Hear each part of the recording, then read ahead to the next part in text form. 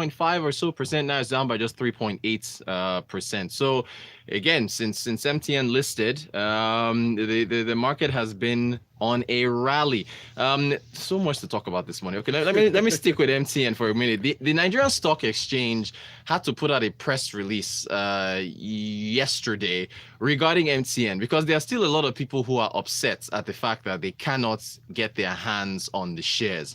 And so brokers were complaining, shareholders were complaining. Thing made me think that, wow, Nigeria, if we all get together and really complain vociferously enough, we can probably get institutions, well, it's government anyway, to respond. If a road outside is not working or whatever, we should come out in force. And not just tweet on social media. Exactly. On Twitter or Instagram. But I take it is because there are a lot of rich shareholders on that exchange. So maybe it's because, you know how they say it's the rich people that they listen to. But anyway, the stock exchange came out with a press release saying that, hey, listen, we have to explain this thing to folks again, that look, the stocks or the shares of MTN that were released were by introduction. So and I have to read this for you guys.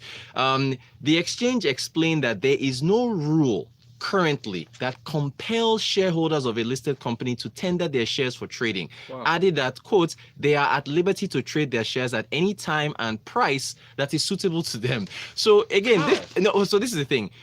The introduction, normally there's an IPO. The IPO, the initial public offering, is when you are releasing new shares, brand new shares, and you're throwing them to the market. So you, myself, Fola, Sam, we can all go and buy. Okay. But if only you and Fola were the initial shareholders in MTN when they back in 2000 when Obasanjo gave them the license and they were very early, and they Valentine, we're a new telecoms company, we're in South Africa, we want to come to Nigeria, come and invest.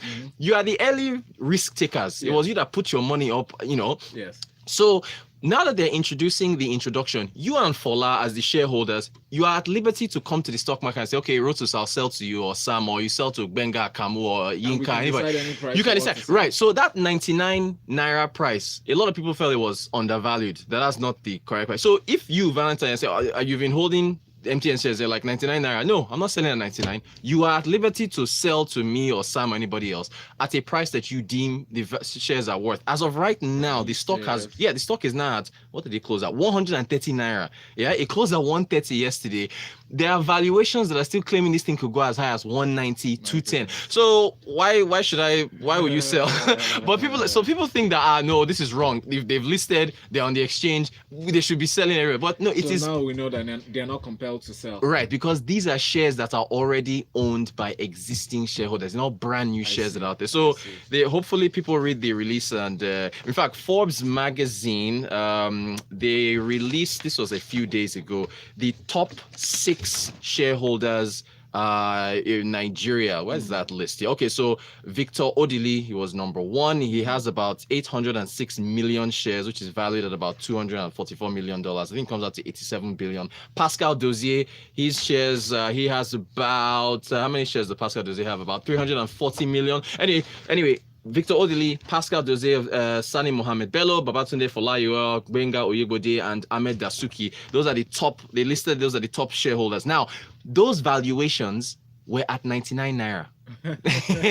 So this is how the stock market creates wealth for people. Yeah. If you now take that 130 naira closing price, I mean, that's what a 40% jump. Every single one of those valuations has increased. So Mr. Odili, for example, is at $244 million. I think at 130 naira now, he's about 289 or something. So that's but again, see, this is very interesting. And this is why when you talk about risk capital, people pitch in Nigeria, everybody has a new business idea. People will come to you, Valentine, come, I want to do this, so what do you think?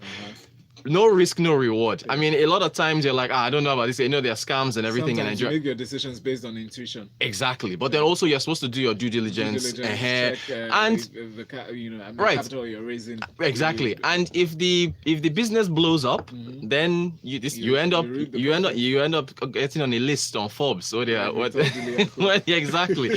So please, people, don't vex. So me, I've asked my broker since Thursday that please, I want to buy shares of MTN. No dice for me. I don't know anybody. Nothing for me. I don't know anybody has gotten those shares yet. So again, the shareholders are at liberty to wait and sell at a price they deem fit. I'm weak. Yeah. Yinka sent in a message here on WhatsApp. He says, so it's possible those existing shares go for any price depending on demand.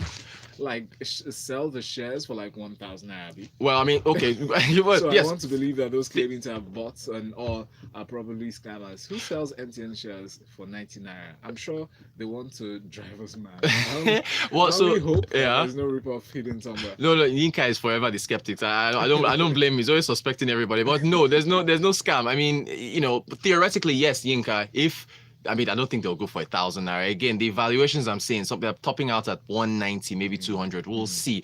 But again, it's demand and supply. There's such a limited supply, and so somebody has tweeted just send us a screenshot of the breakdown of the shareholders. Shares they own. Yes, indeed. Wow. Again, multiply those shares by 130. We'll see how MTN does again. MTN has been gaining since then. All right. I'm sorry. I just saw a figure. So one person. Yeah. Let's say Victor Dili, for instance, owns 806 million shares. Yes, now. Ordinary shares. Yep. So just multiply those number of shares. The value at 17th May is 87 billion. Right, exactly as I just said. But again, that value has gone up because I was at 99 naira. So if you now, let's move on. Let's move on. It's like, breaking news last night. It's too early to be feeling sorry for ourselves. Again, this is why if somebody comes to you with a business idea, maybe give them a chance. You never know. Aviation unions, they have come together. They've announced a strike. I just saw this last night. They're saying that it's taking effect as of 5 a.m. this morning. They're saying, and there's so many unions. Okay, so the aviation union made up of the National Union of Air Transport Employees, the Air Transport Services Senior Staff Association of Nigeria, the Association of Nigeria Aviation Professionals, and the National Association of Air Transport Pilots and Employees. They've all declared an indefinite strike because of a 7-day ultimatum that they issued to the NCAA, the Nigerian Civil Aviation Authority, over failure of their demands to be met. According to them, it's about an organogram, which is the managerial structure of the NCAA. They said that it stifles growth and career progression, and they wanted it shaken up. So that's the reason why they're going on this strike. But when you talk about the number of unions, I have a question. If you are a member of the Association of Nigeria Aviation Professionals, doesn't that overlap with the National Association of Air Transport Pilots? So I'm just wondering where the distinction lies. Yeah, if you're an air transport pilot, you are an aviation. Anyway, I don't know. This is the same issue with ministries, departments, and agencies. There are so many overlapping. So many. One day we should do a show. We try and list all the associations of all sectors. And we'll spend an hour. That really do not make sense. I shouldn't be there. But look, on the flip side, this is going to cause a lot of issues at the airports for people who are supposed to be flying and so on. So I know that the Minister of States for the aviation sector, I think Mr. Sirika, he was telling them, appealing to them that look, they should try and come together and talk to the Civil Aviation Authority. Don't know if that is going to be sorted out yet. The video, in fact, let me call them out. Now, I just felt like, since we're talking aviation, I just felt like throwing shade. There's a video of an airport that got flooded and they were wiping water off the floor. Just the Nigerian in me, I was like, is that MM2? I was like, that has, because we had that. We had that. No, the video is there. Everybody can go and watch it. Have we retweeted it? Let's retweet it. MM2 is so much better. But it's not MM2. It is Kotoka International Airport in Accra, Ghana. Yes. Yeah. Look at who is on Instagram watching the surprise on Valentine's face. Wow. So I'm throwing shade at Ghana. All of you that have been shouting about your new Terminal 3. Let's awaken that airport. That hashtag yes, again. Exactly. Hashtag Nigeria versus Ghana. Exactly, yes. Ghana, fix your flooding. What happened? Everybody go and watch the video. It's on Twitter and everywhere right now. It's been trending since Monday. So apparently there was, and this is their new terminal that they were showing off that day. Oh, yeah. Massive flooding. They were wiping up the floors and everything like that. With mops, Also very interesting. How much time we got? Still got some time? Yes. Great. This I think might be the most interesting news of the day. So the MPC meeting was concluded yesterday, right? The Monetary Policy Committee, where they were deciding whether or not they were going to move the benchmark interest rate. They didn't move anything. They kept everything as is. So it's still at 13.5%. However, the central bank governor, Mr. Godwin Emefiele, said that he intends to limit banks' appetite for government securities. So a lot of people have been, Yinka is one of them, a number of other people have been complaining that banks in Nigeria don't really do what they're supposed to be doing as far as lending to the private sector. That they're only just to go and buy treasury bills because they have the capital, they have the capital to go and buy lots of treasury bills, earn like 18-19%, and just chop money. If you look at the financials of the banks in the country, when you look at what they've made in interest from T-bills and so on, it's a lot. So the CBN governor says that they're going to look at advising the banks of making them come up with regulations that will limit how many treasury bills they can buy, because they're saying it's unlimited and they can do what they want. Now, look, everybody knows on this program for 2 years now, I have been advocating for single-digit interest rates. I want the banks to lend to us and so on, other people. But you can't limit it. It's like limiting us here and telling us that, Valentine, you can't spend more than 500,000 naira investing in T-bills. I know. Why?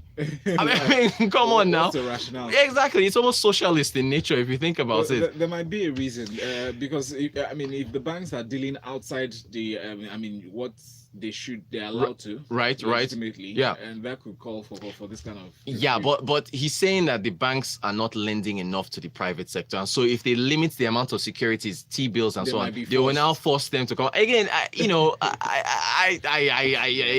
don't know. I don't know.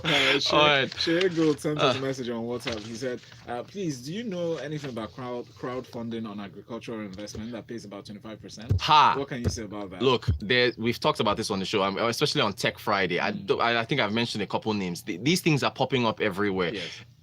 We talked about this. I think Wale Okunriboye, Sigma Pensions, were talking about this yesterday when he talked about the amount of time it takes to get a yield on crops.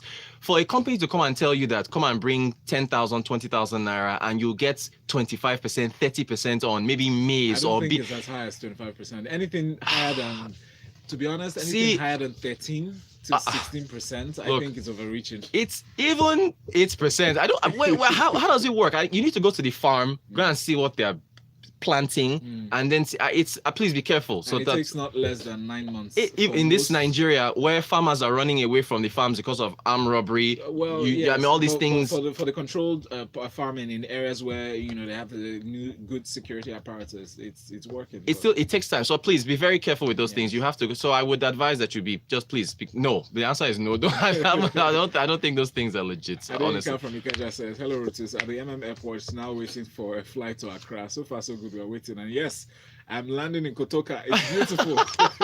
He says Nigeria needs to stop shading Ghana. They're sorting themselves out. Very true. I was just making fun. Have a safe flight at the Inca. Have a safe flight, yes, and thanks for tuning in. Please tune in when you land there. Yes, exactly. Let us know so you can listen. And Patsy from Ikota says, good morning, guys. Ouch, Nigeria versus Ghana airport. You're not nice at all. It is there. Yeah. Just go on Instagram. The video is there. Go and check it. Bolu from Lagos says CBN actually limits how much MFBs, that's microfinance banks, can invest in government securities. Why can't they do the same for commercial banks? Okay, well, you know what? You make a good point, but I mean, I don't see. With microfinance banks, again, you're dealing with banks that are traditionally set up to be lending to folks. Yeah, they're not as big as commercial banks. They have to be, as far as their capital structure is concerned. Again, with commercial banks, they have a wide range of activities that they're allowed to engage in. One of which is buying securities. So, I mean, there may be a point, there may be an argument to be made. But will the banks lend to the private sector? Will this compel them to do it? So, I can see that argument. But again, I don't know. We'll see what they come up with. We'll have to see what they come up with. It will be very, very interesting. And that's it. That's it. All right. Well, thank you all, for tuning in and sending your messages, and clean up your airports. Kotoka International, wipe up the flooding. He's on Twitter at Rotanquotes. Yes. ROTANKWOT. We'll have a very fun conversation coming up next about real estate and how to invest. Stay with us. It's business.